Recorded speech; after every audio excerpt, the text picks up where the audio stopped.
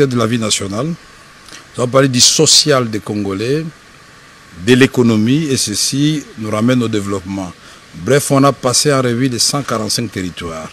En ce qui concerne la révision constitutionnelle elle-même, je voudrais rappeler aux uns et aux autres, évoquer cette question, ce n'est pas un tabou. C'est dans la même constitution, à l'article 218, où l'on prévoit le mode de sa révision et qui sont habilités à prendre une telle initiative. Au numéro 1, c'est indiqué le président de la République. Au numéro 2, c'est le gouvernement réuni en conseil des ministres.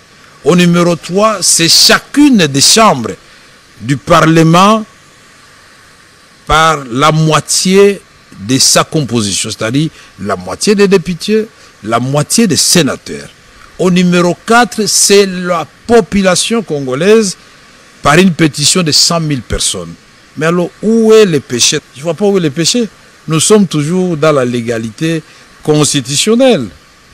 Mais maintenant, quand on commence à réfléchir, certains préfèrent réfléchir à haute voix, d'autres à voix basse. Certains préfèrent aller trop vite en besogne, ce que le président n'a demandé à personne.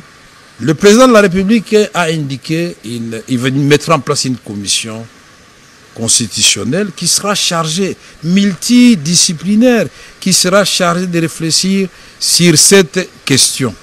Mais cette commission n'est même pas encore mise en place et n'a pas encore réfléchi. Mais il y a des gens qui ont le don de lire ce qui viendra. Mais cette commission, on ne dira pas que c'est une commission seulement de la majorité. C'est une commission qui va réunir toutes les forces politiques et les forces vives. Une situation sécuritaire extrêmement préoccupante à l'est de la République démocratique du Congo. Les rapports d'experts mandatés par ce Conseil ont confirmé les violations flagrantes de notre souveraineté. En effet, plus de 4000 membres des forces de défense rwandaises, présents illégalement sur notre territoire, mènent des offensives avec le soutien du M23. Ces actes constituent une agression planifiée et préméditée, en violation manifeste de la Charte des Nations Unies, de l'acte constitutif de l'Union africaine et des principes fondamentaux du droit international. Les conséquences sont accablantes. Le massacre de Kishiché, le 29 novembre 2022, incarne les atrocités perpétrées avec des exécutions sommaires et des viols infligés à des civils. Le bombardement du camp de déplacés internes de Mugunga, causant la mort d'au moins 35 civils en mai 2024, majoritairement des femmes et des enfants, et hier encore, dimanche 8 décembre, le bombardement de l'école Bungeni à Luofu, dans le territoire de Lubero. Ces violences ont conduit à des déplacements massifs.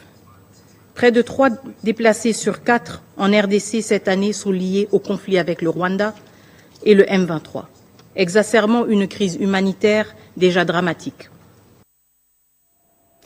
L'écrivain franco-camerounais Charles Onana et son éditeur Damien Seriex sont reconnus coupables de complicité de contestation publique de l'existence d'un crime contre l'humanité. Le verdict a été rendu ce lundi par la 17e chambre du tribunal correctionnel de Paris à cause d'une vingtaine de passages de son ouvrage paru en 2019, Rwanda, la vérité sur l'opération turquoise quand les archives parlent. Charles Onana écope d'une amende de 8 400 € et Damien des éditions de Toucan est condamné à une amende de 5 000 €. La défense de Charles Onana a immédiatement annoncé qu'il ferait appel à cette condamnation. Joël Makela, notre envoyé spécial, nous en parle. Charles Onana, condamné ce lundi 9 décembre 2024 pour complicité de contestation publique de l'existence d'un crime contre l'humanité par la 17e chambre correctionnelle du tribunal de Paris à cause des passages jugés controversés de son livre intitulé « Rwanda, la vérité sur l'opération turquoise » quand les archives parlent. Le livre sur l'opération turquoise ne porte pas sur le génocide des Tutsis. Il pose sur l'action qui a été menée par la force multinationale à partir du territoire congolais. Et il a été démontré dans ce livre que, contrairement à ce qu'ont dit toutes les organisations internationales en disant que le Congo était victime d'un dégât collatéral, j'ai dit non, c'est faux, archi faux. Le Congo, la préparation de l'invasion du Congo a commencé en 1994. Et c'est pour l'avoir dit et pour avoir découvert tous les documents qui attestent de cela, eh bien, qu'on cherche à me condamner, eh bien, pour que les gens ne comprennent pas en Afrique ce qui se passe, que les gens ne comprennent pas au Congo ce qui se passe. Eh bien, je réitère, dans cette histoire, il n'y a rien de logique, il n'y a rien de cohérent, il n'y a rien de rationnel. Donc, je tiens simplement à dire aux Congolais, ne vous inquiétez pas, la bataille ne fait que commencer. On va se pourvoir en appel. Les juges d'appel vont travailler sur le fond du dossier, sur l'ensemble du dossier.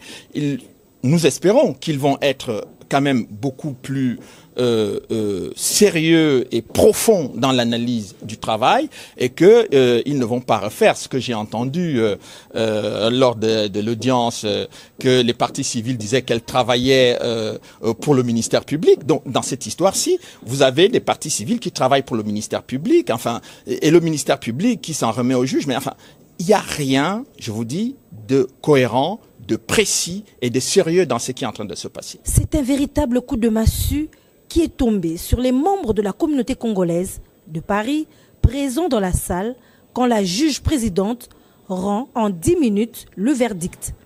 Mais l'écrivain franco-camerounais ne se sent pas pour autant abattu.